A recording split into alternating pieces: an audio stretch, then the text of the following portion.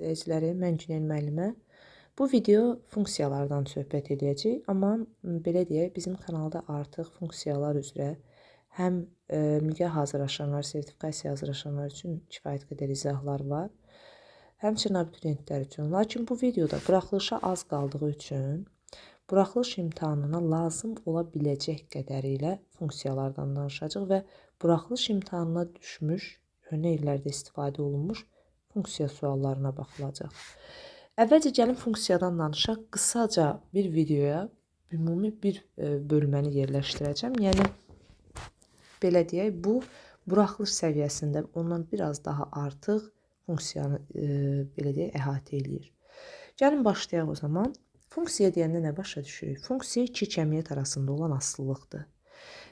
Tutaq ki, elə bir x ədədi var ki, x çoxluğundan götürülmüş x ədədi çoxluğu üçün elə bir y ədədi çoxluğunu qarşıya qoyur ki, hər bir x çoxluğunun x1, x2, x3, xn elementinə y-in bir elementini, yəni yeganə bir elementini qarşıya qoyan qaydaya biz funksiya deyirik. Ədədi funksiya daha doğrusu. Yəni, hər bir x-a y-in yeganə bir qiyməti uyğun olsa, bu ədədi funksiya adlanır. Funksiya f(x), j(x), f(x) və s. işarə olunur. Funksiyada x-in adına nə deyirik biz? X-in adına deyirik sərbəst dəyişən və ya başqa adla arqument.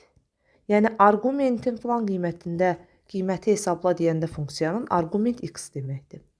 Y-ə deyirik biz asıl dəyişən. Çünki funksiya iki cəmiyyətin arasında olan asılılıqdır. Asılı dəyişən və ya y-in başqa adı nədir? Funksiya. Funksiya kitabda qarşımıza bizim hansı üsullarla çıxa bilər? Funksiya çıxa bilər analitik üsulla ilk. Deyəcəksiniz, analitik üsul nədir? Analitik üsul düsturla verilmədir. Məsələn, y bərabər x kvadratı üstəgəl 5x üstəgəl 7. Analitik üsuldur. Y bərabər 3x. Y bərabər 7 bölünsün x. Analitik üsuldur. 2. Cədvəl üsulu verilə bilər. Funksiyanı cədvəl formasında çəkə bilər. Cədvəl üsul. Ola bilər qrafik üsul verilsin. Funksiyanın qrafikini çəkə bilər. Cütlərlə verilə bilər. Yəni, qarşılıqlı cütlər şəklində və s. və ilə axır. Deməli, funksiyanın verilmə üsullarında bildik. Funksiyanın təyin oblastı, qiymətlər oblastı nədir? Gəlin ona baxaq. Çünki hər bir funksiyadan danışarkən ilk öncə biz onun qiymətlər oblastı və təyin oblastından danışacaq. Biz artıq bildik ki, arqument x-in ala biləcəyi qiymətdir. X-in ala biləcəyi qiymət arqumentdir. Baxın, arqumentin ala biləcəyi qiymətlər funksiyanın təyin oblastını yaradır. Yəni, funksiyanın ala biləcəyi x-lar. Təyin oblastı. Təyin oblast işarə olunur D hərfindən. Fx funksiyasının təyin oblastını df kimi işarə eləyəcəksiniz. Funksiyanın y-in ala biləcəyi qiymətlər, yəni funksiyanın ala biləcəyi qiymətlər funksiyanın qiymətlər çoxluğunu əmələ gətirir.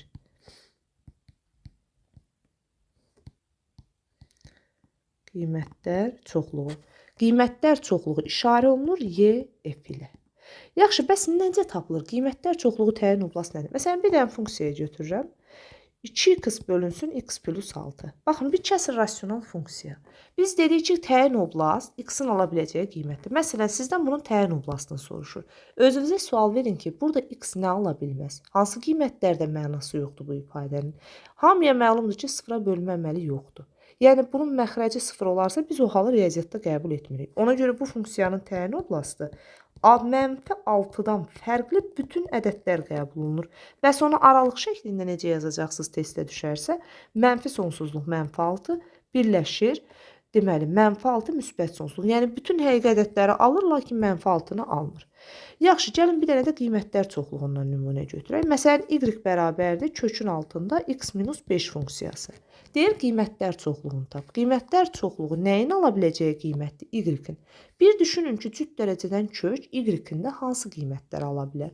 Baxın, cüt dərəcədən kökün cavabı hər zaman müsbət ədəd çıxmalıdır cavab olaraq. Amma ən kiçik qiyməti nədir? X minus 5-ə x-a 5 versəniz, Y-in ala biləcəyi ən kiçik qiymət 0 çıxacaq ortaya. Deməli, bu funksiyanın ala biləcəyi qiymətlərin ən kiçiyi 0-dır və bu Y-in bütün qiymətləri sağda yerləşəcək 0-dan. Olacaq 0 müsbət sonsuzluq. Bir daha təkrar edirəm. Arqumentin ala biləcəyi bütün qiymətlər küllüsü təyin oblast. Y-in funksiyanın ala biləcəyi qiymətlər isə funksiyanın qiymətlər çoxluğunu əmələ gətirir. Gəlin sonra keçid edək. Qısaca olaraq artan, azalan, tək cüt funksiyalardan danışaq. Baxın, birinci artan və azalan funksiyalardan danışaq. Artan, azalan funksiyalar. Nədir artan funksiya, nədir azalan funksiya? Artan funksiya dedikdə tutaq ki, bizə bir fx funksiyası verilib və bu funksiya artandır. Hansı şərt ödəməlidir ki, artan olsun? Və yaxud bir gx verilib, bu funksiya azalandır. Hansı şərt ödəməlidir azalan olsun? Əgər bir funksiya arqumentinin böyük qiymətinə, funksiyanın da böyük qiyməti uyğun gəlirsə, onda bu funksiya artan funksiya sayılır. Və yaxud bu belə də yazıla bilər. x1 kiçikdir x2, fx1, yəni işarələr eyni yönə olsun. fx2 bu hal bu və ya bu hal. Hansı biri yaşanarsa funksiya artan funksiyadır. Məsələn, artan funksiya bir dənə bariz nümunə x kubu funksiyası. X kubu funksiyası artandır deyirik. Məsələn, bunu yoxlaya da bilərsiniz. Tutaq ki, müsbət tərəfdə bir ədəd götürürəm 3 və 5. Bu x1 olsun, bu da x2 olsun. Görürsünüz 5 3-dən böyükdür. İndi x1, fx1-i yoxlayın, bir də fx2-ni yoxlayın. fx1 9-dur, 27 daha doğrusu, bu da 125-dir. Yenə hansı tərəf böyük olur? Fx2 tərəf. Ona görə kubik funksiya müsbət tərəfdə artır. Mənfi tərəfdə də yoxlasanız, məsələn, mənfi 3, mənfi 5 versəniz, görəcəksiniz ki, fx1 mənfi 27-dir. Fx2 isə mənfi 125-dir. Baxın, mənfi 3 mənfi 5-dən böyükdür. Mənfi 27 mənfi 125-dən böyükdür. Yenə işarələr eyni yönə baxdı. Deməli, bu funksiya bütün oxda artan funksiyadır. Bəs yaxşı, azalan funksiya nədir? Azalan funksiya dediyimiz isə arqumentin böyük qiymətinə. Funksiyanın əgər kiçik qiyməti uyğundursa, onda bu funksiya azalan funksiyadır. Və yaxud bu şəkildə ola bilər və gx1 böyükdür gx2 olar.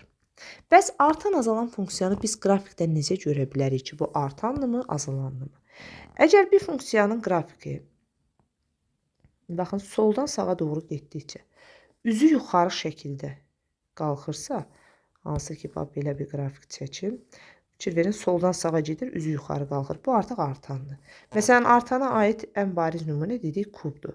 Kubik funksiyaya baxın, funksiya artandır. Fikir verin, üzü yuxarı tərəfə qalxır, soldan sağa getdikcə.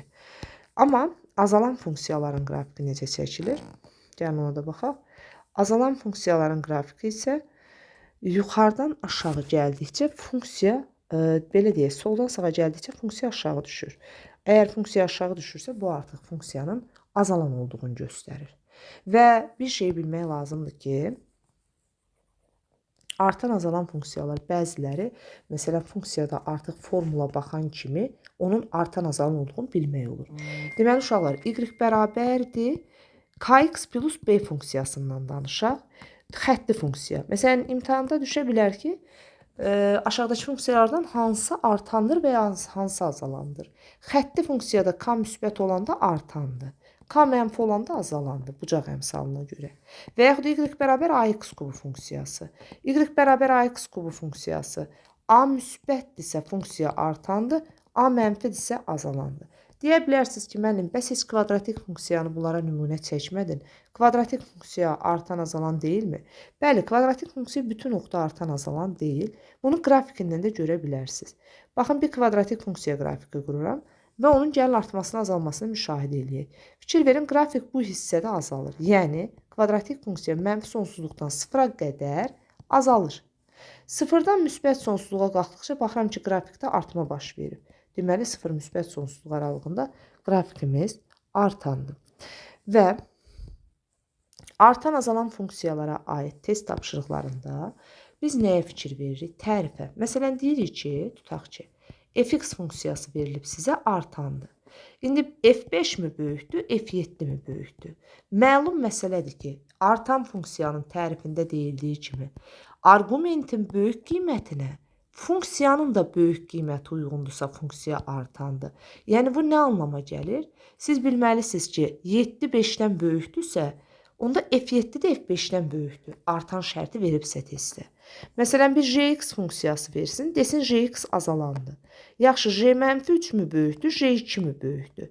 Azalan funksiyada isə tərif belədir. Arqumentin böyük qiymətinə funksiyanın kiçik qiyməti uyğun gəlir. Yəni, mən bunlardan böyüyünü tapmaq istəyirəmsə, işarəni J mənfi 3-ə tərəf qoyacağım. Çünki hansının arqumenti kiçikdirsə, orada funksiyanın qiyməti daha böyük olduğunu bilərik. Bu da elə bilirəm, aydındır. Bunları indi gəlin silək. Və kubikdən danışdıq, kvadratik funksiyanın artanından, azalanından danışdıq. İndi baxın, məsələn, bir dənə sizə tanış ola biləcək bir funksiyanı nümunə çəkim. Köçaltlı x funksiyası. Köçaltlı x funksiyasının qrafikinə baxıb, siz onun artan azalan olduğunu və yaxud analitik üsulla düstura baxıb deyə bilərsiniz. Baxın, bu funksiyanın qrafikinə fikir verin. X oxunda getdikcə qiymətləri artır. Həmçinin bu nöqtələri y oxuna qursam, y oxu da artır. Həqiqətən bu funksiya sıfırdan müsbət sonsuzluğa qədər artan funksiyadır. Yəni, funksiyanın artması, azalmasını buradan demək olar. Gəlin, keçid edək, tək və cüt funksiyalardan danışaq. Tək və cüt funksiyalar. Tək funksiya nədir, cüt funksiya nədir? Birinci bilməlisiniz ki, tək və cüt funksiyaların təyin oblastları həmişə koordinat başlanğıcını nəzərən, yəni x bərabər 0 düz xəttini nəzərən simmetrikdir. Bunu başa düşmürük ola bilər biz bu tərifi.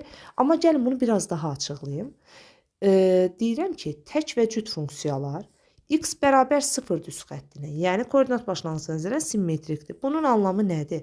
Məsələn, sizə deyə bilər ki, aşağıdakı təyin oblastlardan hansı tək və cüt funksiyanın təyin oblastı ola bilər. Tək funksiyanın təyin oblastı ola bilər və ya cüt funksiyanın.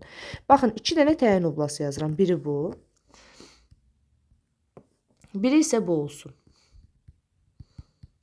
Baxın, tək və cüt funksiyalar əgər koordinat başlanğıcına nəzərən simmetrikdirsə, o artıq onun təyin oblastında yazarkən görülməlidir. Baxın, mənfi sonsuzluqdan mənfi 5, buradan mənfi 5-ə qədər soldan, 5-dən müsbət sonsuzluqda sağdan eyni yolu gedir. Bəli, bu tək və ya cüt funksiyanın təyin oblastı ola bilər. Amma mənfi 6 ilə 7 tam olaraq simmetrik deyil. Və yaxud ki, məsələn, mənfi sonsuzluqdan mənfi 7 birləşir 6 müsbət sonsuzluq. Baxın, bu da simmetrik deyil, təyin oblastı. Yəni, tək və cüt funksiyaların ilk öncə tərifin bilin ki, simmetrik oblasta malik olan funksiyalar içindən çıxır. Yaxşı, bunu bildik. İndi gəlin tərifinə baxaq. Deyir, x bərabər 0 düz xəttinə nəzərən simmetrik olan fx funksiyası üçün əgər f mənfi x müsbət fx-a bərabər olarsa, o zaman funksiya cüt funksiyadır. Bu nə anlama gəlir? Məsələn, y bərabər sabit funksiya, həmişə cütdür. Y bərabər x kvadratı, y bərabər x üstü 6. Ümumiyyətlə, y bərabər x üstü 2n şəklindəki bütün funksiyalar cüt funksiyadır. Məsələn, y bərabərdir 1 bölünsün 3x üstü 4. Tutaq ki, bu da sabit funksiyadır. Cüt funksiyadır. Y bərabər modulda x, cüt funksiyadır. Y bərabər kosinus x, bu da cüt funksiyadır. Yəni, bunların hamısı cüt funksiyaya nümunədir. Bəs cüt funksiya olub olmadığını necə yoxlayıram? Məsələn, y bərabər x-in kvadratı üstəcən 3, x üstü 4 plus 6. Baxın, bir funksiyanın cüt olduğunu yoxlamaq üçün aparıram arqumentlərin yerinə mənfi yazıram. Əgər mənfi yazanda x-in kvadratı mənfi yazıram, hesablayıram. Müsbət 2x üstü 4 plus 6. Əgər funksiya olduğu kimi qalırsa, onda qarşıda da müsbət olduğu üçün bu funksiya cüt funksiyadır. Cüt funksiya, bəs qrafika haqqında nə deyə bilərik? Məsələn, siz formullardan artıq tanıyacaqsınız. Qüvvəti cüt olanlar cütdür, sabit funksiya həmişə cütdür, modulda x cütdür. Bəs qrafikdən necə tanıyarsınız ki, bu cüt funksiyadır? Cüt funksiyanın qrafikindən necə tanımaq olar? Cüt funksiyanın qrafiki koordinat başlanğıcı, ordinat oxuna nəzərən simmetrik olur. Baxın, y oxuna nəzərən simmetrikdir. Simmetrik. Bu nə deməkdir? Məsələn, kvadratik funksiya ən bariz nümunədir. Kvadratik funksiyanın qrafikinə baxın, ordinat oxuna nəzərən simmetrikdir və yaxud buradan çəkək. Deməli, cüt funksiyalar hər zaman hansı oxa nəzərən simmetrik olur? y oxuna nəzərən simmetrik olurlar. Keçirik tək funksiyaya. Tək funksiya haqqında nə düşə bilər bir imtahana? Deməli, əgər fx funksiyasında f mənfi x, mənfi x şərtini ödəyirsə, onda bu funksiyaya biz tək funksiya kimi baxırıq. Yəni, funksiyada işarələr əksinə dəyişir. Yəni, buna aid bir nümunə yazaq. Məsələn, fx bərabərdir. X-in kubu minus 3x üstəgəl 5 funksiyası verilir. Deyir ki, bunun tək olduğunu ispat et bizə. Hətta burada gəlin belə eləyək. 5 yazmayaq. Buraya elə mənfi 3x yazaq. Çünki 5-i niyə sildim? Orada artıq bilinir ki, cüt funksiyadır. Və cütlə tək bir araya gələrsə, o funksiyadan həmişə tək funksiya çıxmaz. İndi yoxlayıram. F mənfi x yazıram, yoxlayıram. Mənfi x-in kubu minus 3 vurulsun mənfi x. Bu deyilir mənfi x-in kubu üstəgəl 3x. Hətta buradan mənfini də çıxarım mötərəz önünə. Qalacaq x-in kubu üst çıxılsın 3x. Və fikir verin, bu funksiya ilə bu funksiya olduğu kimi qaldı. Dəyişiklik yoxdur. Amma qarşısında mənfi var. Tam da bizim dediyimiz kimi. Argumentin yerinə mənfi yazdıqda mənfi fx çıxardır. Onda bu funksiya tək funksiya kimi adlandırmaq olar. Gəlin tək funksiyaya aid riyaziyyatda görülən funksiya nümunələrinə baxaq. Hansı tək funksiyaları tanıyırıq? Fx bərabər məsələn x. Fx bərabər x üstü 3. Fx bərabərdir 2x üstü n plus 1. Yəni, üzəri tək olan bütün funksiyalar tək funksiyadır. Və yaxud başqa trigonometrik funksiyalardan tangens x təkdir.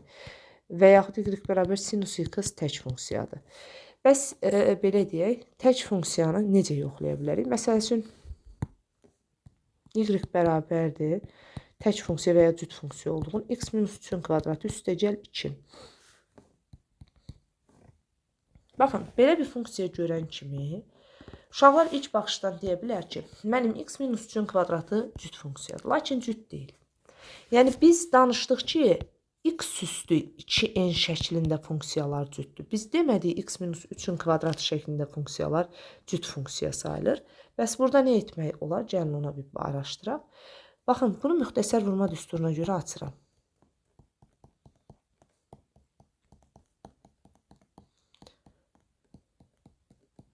Aha, bu belə bir funksiya oldu. İndi baxın, cüt funksiyalar hansıdır burada? X kvadratı cütdür.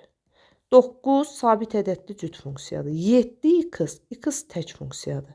Yadda saxlayın, bir funksiyada hər ikisindən cüt və ya tək olarsa, bu onsuz nə tək, nə cütdür.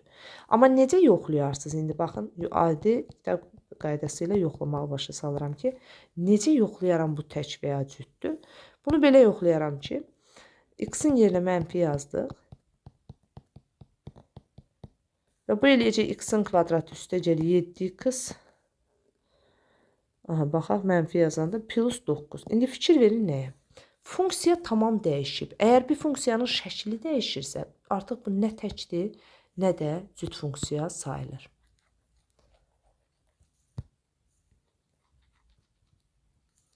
Tək və cüt funksiyalardan sonra bax, məsələn, belə bir nümunə yazmaq istəyirəm sizə.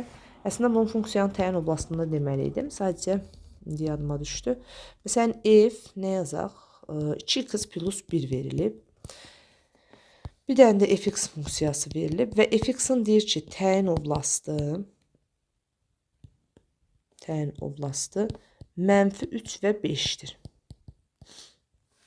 2x plus 1 funksiyası. Baxın, bu, bunun təyin oblastıdır. Amma sizdən f2x plus 1-i soruşur. Əgər sizin funksiya fx-dırsa və siz artıq görürsünüz, argument hissəsində dəyişiklik olunub. X-i 2-yə vurub üstünə 1 gəlib. Onda siz bu alınan bu argumenti mənfi 3 və 5 arasında götürüb həll eləyəcəksiniz.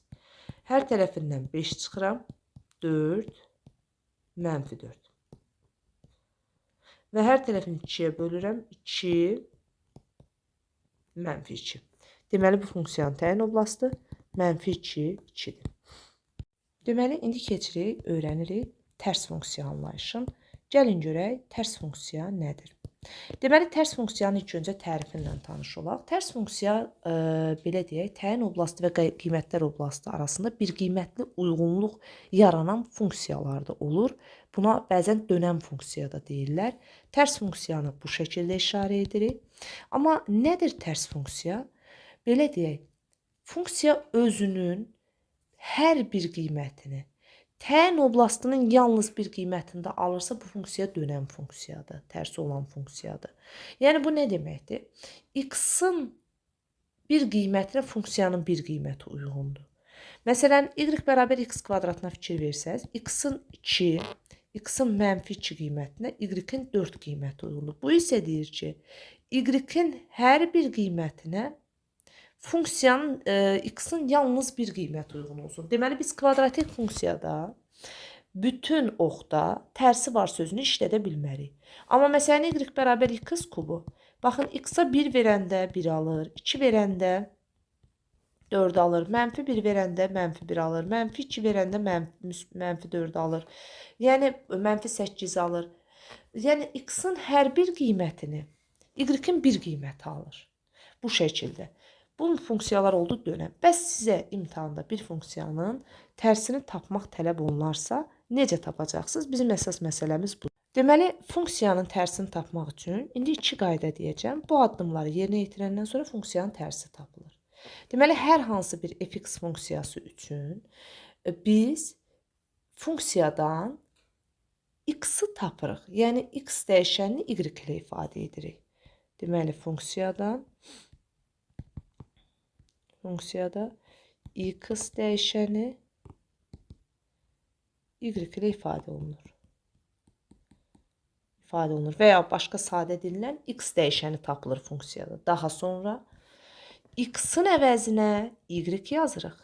Y-in əvəzinə x əlavə edirik. Məsələn, bir funksiya götürək. Tutaq ki, y bərabərdir 6x üstəgəl 5 funksiyası bir xətti funksiyadır. Gəlin bunun tərsini tapaq. İlk addımda nə dedik? X dəyişəni y ilə əvəz olunur. 6x-i saxla 5-i hər iki tərəfə keçir.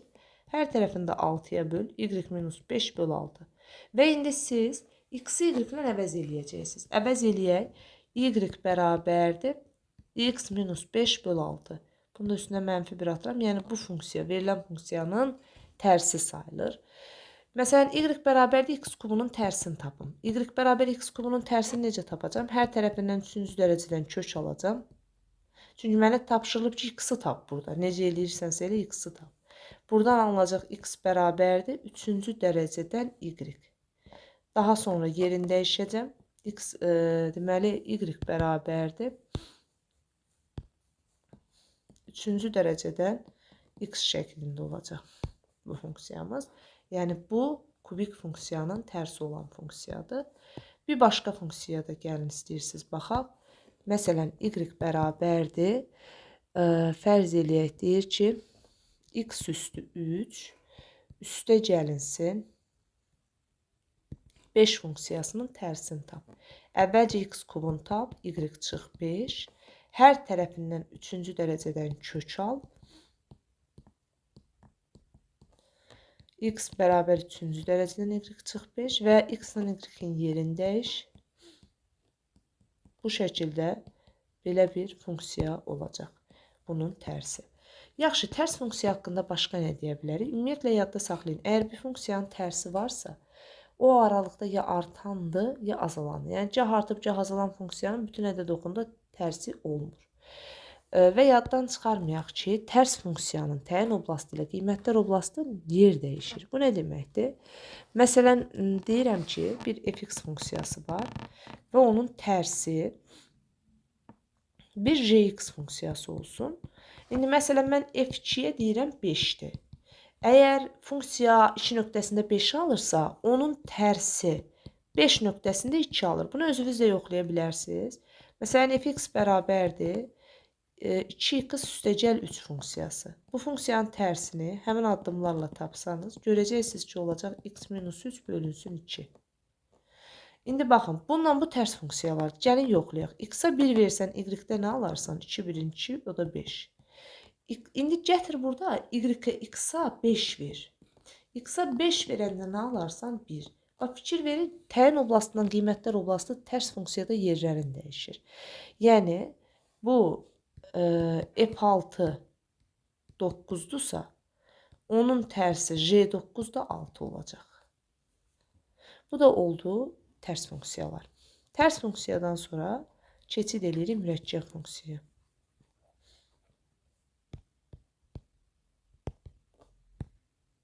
Baxın, mürəkkəb funksiyaya biz tərifi necə veririk?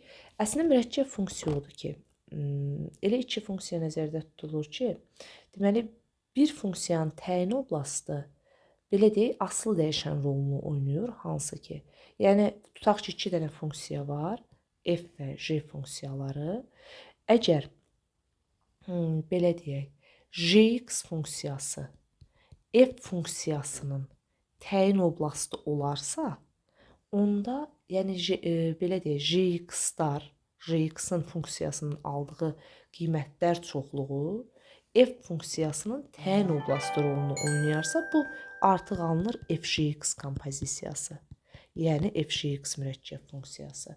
Və yaxud tərsinə fx-lar j funksiyasının təyin oblastının yerinə keçərsə, yəni təyin oblastına daxil olarsa, onda buradan alınır, deməli, jfx kompozisiyası mürəkkəb funksiyası. Bəs bizə buraxılışda mürəkkəb funksiyadan nə düşə bilər? Onu gəlin öyrənək. Mürəkkəb funksiya qismində bizə, məsələn, fx bərabərdir, tutaq ki, verilib 4x plus 3, jx da bərabərdir x-in kvadratı üstəgəl 2. Bəli, bu funksiyalardan mürəkkəb funksiya düzəltmək mümkündür. Çünki bunların birinin təyin oblastından digərinin qiymətlər oblastının kəsişməsi var. Yəni, bunların qiymətlər oblastından təyin oblastının kəsişməsi və yaxud bir-birinin ad çoxluğu olmalıdır ki, bunların mürəkkəb funksiyasını siz düzəldə biləsiniz. İndi biz tutaq ki, buradan fjx-ı düzəldirik və ya jfx-ı düzəldirik. Gəlin görək necə düzəldəcəm. Baxın, arqument yerində olan jx-dır. Jx f funksiyasında arqument vəzifəsini görür. O zaman 4 vurulsun x kvadratı üstəgəl 2 plus 3. Fikirlərin o funksiya maketi qalır. Sadəcə arqumentin yerinə j-ni yazırsınız. Bu da eləyəcək 4x kvadratı üstəgəl 8 plus 3. Nə verdi burada uşaqlar? 4x kvadratı plus 11. Bax, bu olur 2 dənə mürəkkəb funksiyanın kompozisiyası. İndi jfx f arqument vəzifəsini görür bu səfər. F-i aparıram. X-də arqumentin yerinə yazıram j-də. Yazıram 4x üstəgəl 3-ün kvadratı üstəgəl 2. Bu da verəcək 16x kvadratı plus 24x plus 9 plus 2. Verir 16x kvadratı plus 24x plus 11. Bax, bu da mənə verir jfx kompozisiyasını. Bəs birdən bizə verə bilər ki, fx bərabərdir 4x kvadratı. Jx bərabərdir 2x minus 3. Və sizə sual verir ki, j1-i tap. Baxın, bunun üçün mürəkkəb funksiya qurmağa ehtiyac yoxdur. Əvvəlcə j1-i tapıram. j1-i tapmaq üçün nə etməliyəm? j1-i tapmaq üçün aparıb x-in yerinə 1 yazmalıyam. 2 vur 1 minus 3. Yəni neçə elədi? Mənfi 1. İndi f mənfi 1 istəyir. Aparıb x-in yerinə f-də mənfi 1 yazıram. Və bunu da cavabı eləyəcək. Nə qədər? 4. Bu da oldu mürəkkəb funksiya. İndi gəlin bizə tanış olan bəzi funksiyalara baxaq. Yəni, belə deyək, buraxılış suallarında ən çox istifadə olunan hansı funksiyalardır? Təbii ki, bunun başında xətti funksiya gəlir. Y bərabər kx plus b şəklində funksiyaya biz xətti funksiya kimi baxırıq. Xətti funksiyada k-ya deyirik bucaq əmsalı. Xətti funksiyanın hər bir xətti funksiya, məsələn, nümunə y bərabər 3x minus 2, k-sı 3-dür, b-si mənfi 2-dir. Xətti funksiyanın təyin oblasti bütün həqiqi ədədlər, eləcə də qiymətlər oblasti bütün həqiqi ədədlərdir. Xətti funksiyada k bucaq əmsalı tangens alfaya bərabərdir. İndi deyə bilərsiniz ki, müəllim, nəyin bucaq əmsalıdır, hansı bucağın? İndi baxın, xətti funksiyanın qrafiki düz xətdir və biz onu 2 nöqtə ilə qura bilərik. Çünki 2 nöqtədən yalnız və yalnız bir düz xətt keçir. Deməli, xətti funksiyanın qrafikini quranda, əgər b ədədi müsbətdirsə, y oxunun yuxarısında, mənfidirsə, y oxunun aşağısından qurulur. Və b-nin müsbətliyin, mənfiliyin bildik. Əgər k müsbətdirsə, funksiyamızın qrafiki absis oxunun sağ tərəfi ilə, yəni müsbət tərəfi ilə iti bucaq əmələ gətirir. İti bucaq. Əgər iti bucaq yaradırsa, bəli, bunlar k-sı müsbət olan qrafiklər sayılır. Və burada b-si müsbət, Burada isə k-sı müsbət, b-si mənfidir. Yəni b y oxuna görə təyin olunur. Tutaq ki, y bərabərdir 3x minus 4 funksiyası. Bu funksiyada x-a 0 verəndə y-də nə alırsınız? X-a 0 verin, 0 minus 4 mənfidir. Y-də alacaqsınız mənfidir. İndi y-ə 0 verin. Y-ə 0 versəz x-də alacaqsınız 4 bölü 3. X-də da alacaqsınız 4 bölü 3. Buradan belə bir düz xətt keçirsək, bax bu olacaq bunun qrafiki. Fikir verin, burada əmələ gələn bucaq artıq iti bucaqdır. Çünki k müsbətdir.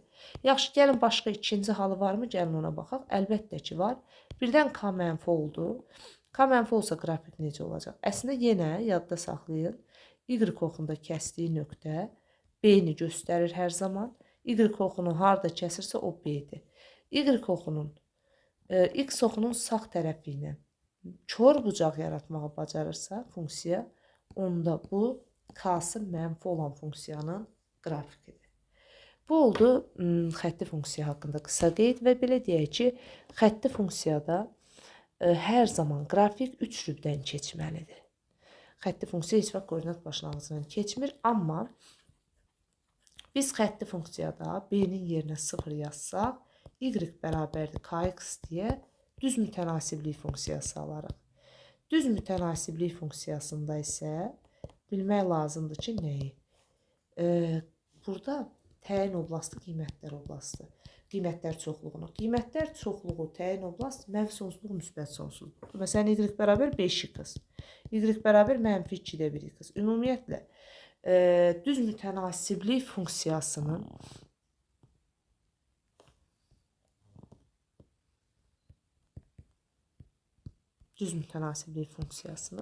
qrafiki x-a 0 verdikdə y-ə 0 olduğu üçün xətti funksiyadan fərqli olaraq koordinat başlanğıcından keçir. Çünki y bərabər məsələn 7x. X-a 0 versəniz y-də də 0 olur. Ümumiyyətlə bu xassiyyət bütün funksiyalara məxsusdur.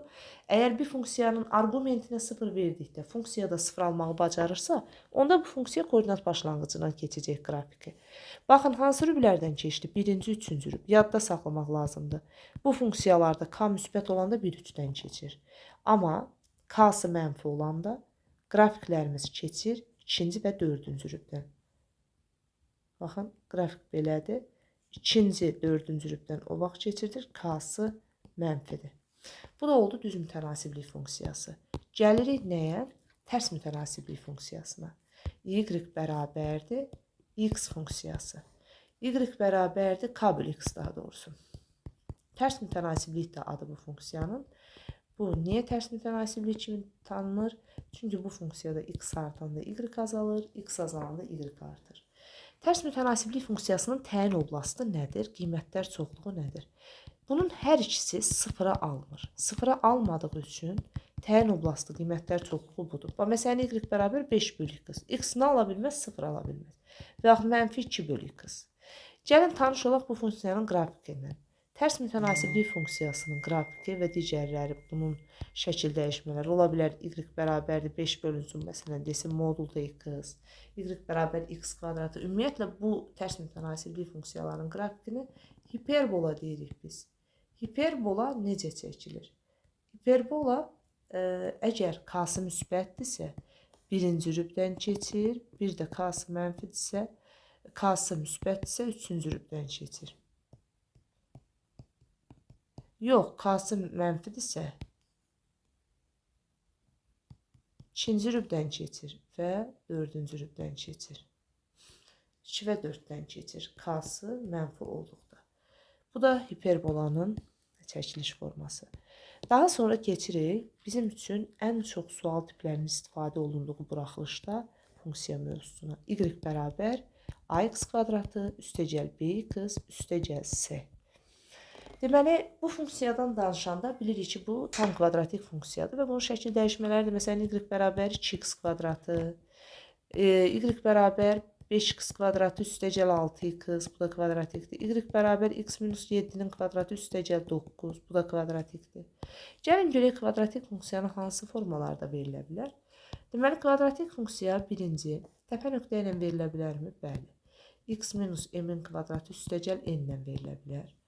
Daha sonra ikinci, Y bərabərdir. A vurulsun x minus x1, x minus x2 şəklində verilə bilər. Bu köklərlə verilmiş halıdır. Bu isə təpə nöqtə ilə verilmiş halıdır. Kvadratik funksiyanın təyin oblasti nədir? X-ımız istədiyimiz ədədi alır. Mənfi sonsuzluqdan müsbət sonsuzluğa. Qiymətlər çoxluğunu taparkən, baxın, qiymətlər çoxluğuna aid suallar imtahanlara dəfələrlə düşür. Bu funksiyanın qiymətlər çoxluğu A-dan asılıdır. Əgər baş əmsal müsbətdirsə, onda bunun qiymətlər çoxluğu, hansı ki, kök altında, daha doğrusu, adi n müsbət sonsuzluq. N bu təpə nöqtənin enidir. İndi ola bilər ki, aranızda kimsə bu m-ni tapmaq qaydasını yadından çıxara. M-in təpə nöqtə koordinatlarıdır və belə tapılır. 4ac minus b kvadratı böl 4a. Baxın, bura yazdığım n həmən n-dir. Bu, hardan irəli gəlir? Bir kvadratik funksiyanın qiymətlər çoxluğu y-in ala biləcəyi qiymətdir də. Baxın, siz tutaq ki, burada belə bir qrafik çəkirsiniz. Bu təpə nöqtə olsun. Bu da bizim kvadratik funksiyanın qrafiki. Niyə burada n-dən deyirik? Çünki baxın, n burada 3-dür. 3-dən başladı, üzü yuxarı çıxdı. 3-dən aşağı qrafikin heç bir hissəsi yoxdur. Bəs yaxşı, A mənfi olduqda necə eləyəcəm? A mənfi olduqda isə mənfi sonsuzluqdan n-ə qədər olacaq qrafik. Bu da bunun qiymətlər çoxluğu, daha doğrusu. Qiymətlər çoxluğundan sonra qrafiklə gəlin tanış olaq biraz. Deməli, qrafik, kvadratik funksiyanın qrafikidir də burada. Bax, belə bir şey çəkək. Və bu funksiyanın belə deyək, qrafikinin adına deyirik biz parabola.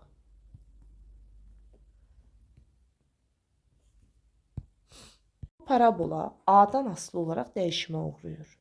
Əgər funksiyanın qrafikindəki A müsbətdirsə, parabolanın qolları yuxarı. A mənfidirsə, parabolanın qolları aşağı. Bundan əlavə nə deyə bilərik? Bundan əlavə 3 qayda deyəcəm. Əgər bir kvadrat tənliyi həll eləyərkən görsəz ki, kvadrat tənliyin diskriminantı sıfırdan böyükdür. O zaman onun qrafiki absis oxun 2 yerdə kəsəcək. Bir funksiyanın qrafikində görsəz ki, absis oxuna toxunur, istər sağ tərəfdə, istər aşağı tərəfdə, fərqi yoxdur. Absis oxuna toxunursa, bu funksiyanın diskriminantı sıfırdır. Davam edək.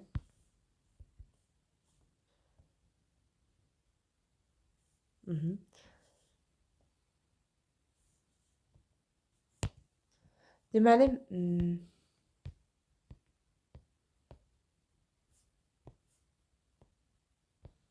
bunları dedik. Əgər bir funksiyanın diskriminantı mənfidirsə, onda o heç bir oxu kəsə bilməz. Əgər diskriminantı mənfi çıxarsa, qrafik ya belə, ya bu şəkildə, ya da belə bir qrafik yerləşir. Bu da diskriminantı mənfi olanlar üçün. Bu arada onu deyə bilərik ki, y bərabərdir ax kvadrat üstəgəl bx üstəgəl c funksiyası nə tək, nə də cüt funksiya kimi tanınır.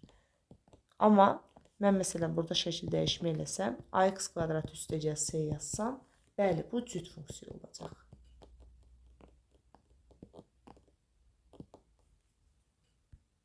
İndi gəlin kvadratik funksiyanın təpə nöqtəsini qurmağı bacaraq. Məsələn, y bərabərdir x kvadratı çıx 4x üstəgəl 6 funksiyası verir.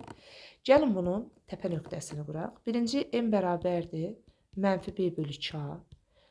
Bunu belə də tapa bilərsiniz. Yenə təkrar edin, müxtəsər vurma düsturuna görə də şagird açıb yaza bilər. O yolla da alınır. Bəziləri o şəkildə yazır. Bu 2 çıxdı. X minus 2-nin kvadratı üstəgəl. İndi n-i tapaq. 4 vur a1, c6 minus 16 böl 4 vur 1. Bu da hər tərəfini 4-ə böləndə 6 minus 4. Bu da eləyəcək 2. Deməli, bu təpə nöqtəsinin absisi də 2-də hansı ki, ordinatı da 2-yə bərabərdir. Baxın, təpə nöqtəsinin absisi 2-dir.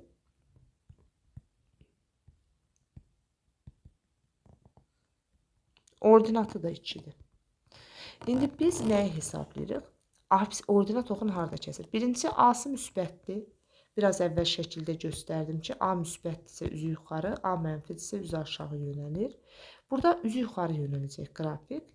İndi gəlin görək Y oxunda harda kəsir. Bax, tutaq ki, belə bir qrafikdir. Y oxun bu funksiya harda kəsir? Gəlin ona baxaq. Y oxun kəsdiyi nöqtənin funksiyanın x-i 0-dır. X-a 0 versən, Y-də nə alarsınız? 6. Deməli, bu 6 nöqtəsində kəsir. Baxın, bu funksiyanın təpə nöqtəsi 2, 2-dir. İndi birdən sizə təpə nöqtəni soruşdu, artıq cavab verdiniz. Sizə soruşdu ki, bu funksiyanın simmetriya oxu haradır? Simmetriya oxu dediyimiz funksiyanı yarıya bölən oxdur da, bir sadə dillə desəm. Bax, bu oxdur. Yəni, x bərabərdir m düz xətdir. Başqa adla x bərabər 2 düz xətdir funksiyanın simmetriya oxudur. İndi isə gəlin videonun əvvəlində söz verdiyim kimi hansı ki bəzi imtahana, buraxılış imtahanında istifadə olunmuş sual tiplərinə baxaq. Məsələn, belə bir sual düşür vaxtilə ki, son 4 il ərzində düşən suallardan yazıram hansı ki. Deyir, düz xəttinə perpendikulyar olan düz xəttin bucaq əmsalı yaz. Dərsdə nə danışdıq? Dedik ki, əgər iki düz xəttin bucaq əmsallarının hasili, yəni K1-in K2 hasili -1-dirsə, bəli, o perpendikulyardır.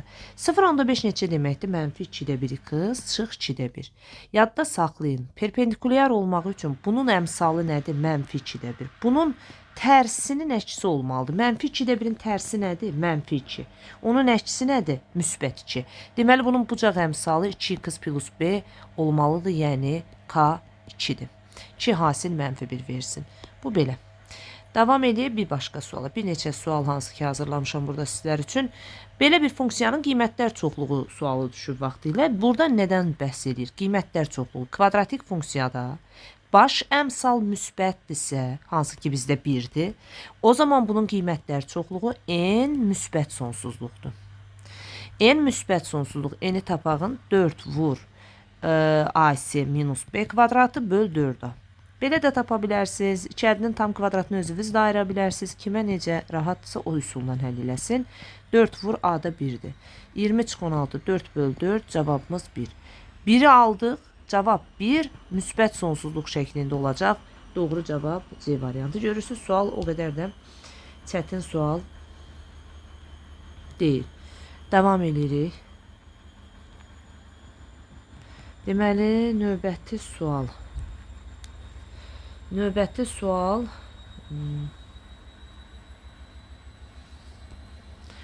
onu 22-ci sualdır, belə bir sual. Kvadratik funksiyanın qrafiki verilib, ABC cəmini tapın. Birincisi, imtahanda kvadratik funksiya qrafiklə veriləndə, baxın, görün, orada sizə təpə nöqtəni göstərib, ya kökləri.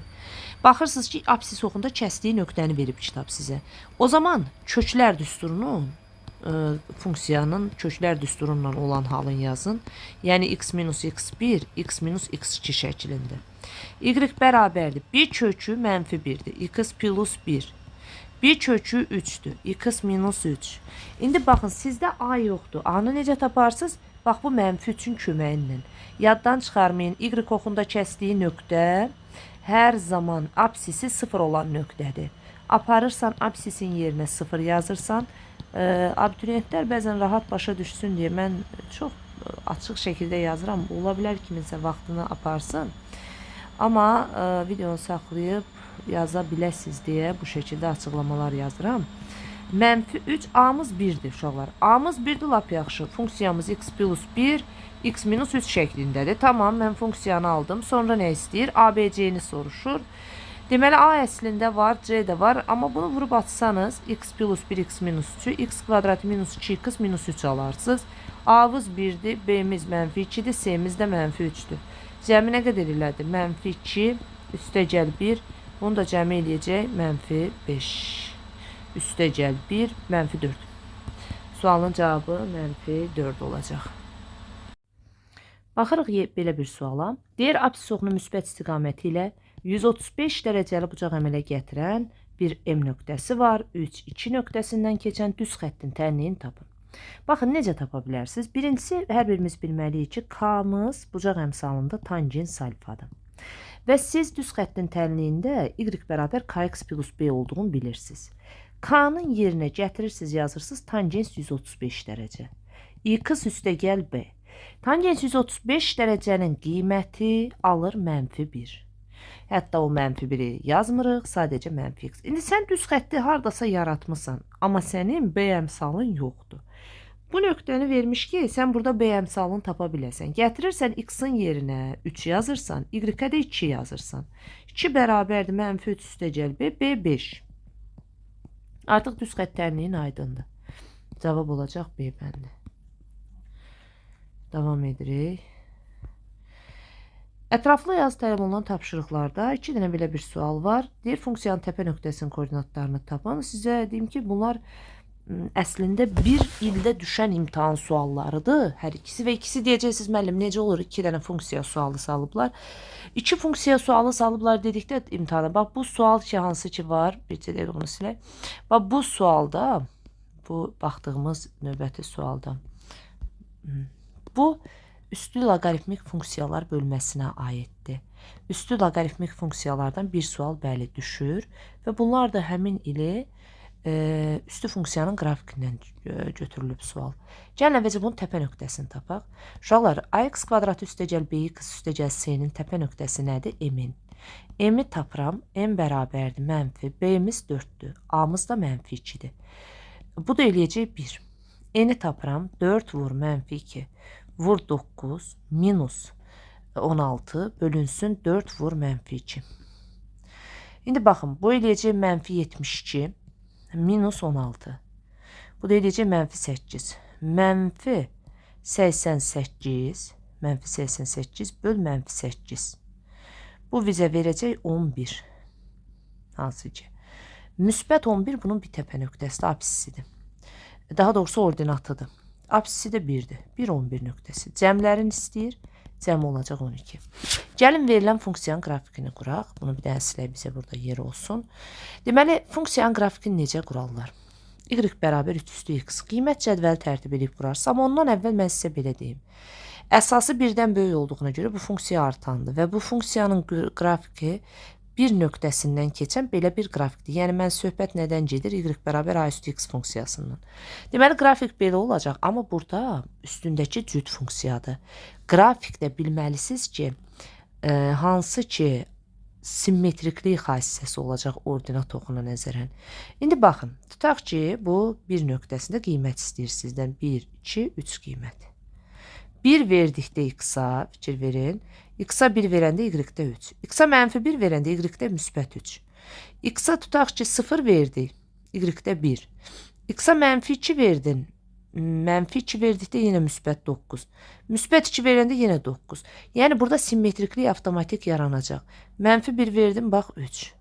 X-a 0 verdim, bir nöqtəsindən keçəcək. X-a hansı ki, belə deyək, 2 verdin, bu gəldi, tutaq ki, burada bir nöqtə aldı, 9. X-a -2 verdin, yenə də eyni nöqtədən keçəcək. Yəni, indi bu şəkildə, bax, belə bir qrafik olacaq hansı ki. Fikir verin, belə getdi. Qurduq. Və bu da bu şəkildə. Bircə dəqiqə elə keçirdək ki, səliqəylə həmən nöqtələrə düşə bilsin.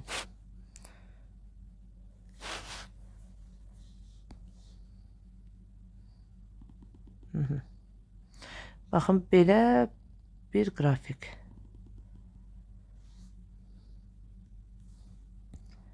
Hətta bunun bu hissələrini silək, buradan başlayacaq. Bax, belə bir qrafik. Dəqiq, daha səliqəli çəkmək lazımdırsa, baxın, belə. Bu oldu verilən funksiyanın qrafiki. Elə bilirəm, bu da aydındır. İzlədiyiniz üçün sağ olun. Əziz abituriyentlər, əgər bu videoların sizlərə yararı olursa, videoları bəyənib, paylaşmağı, kanala dəstək olmağı unutmayın. İzlədiyiniz üçün sağ olun.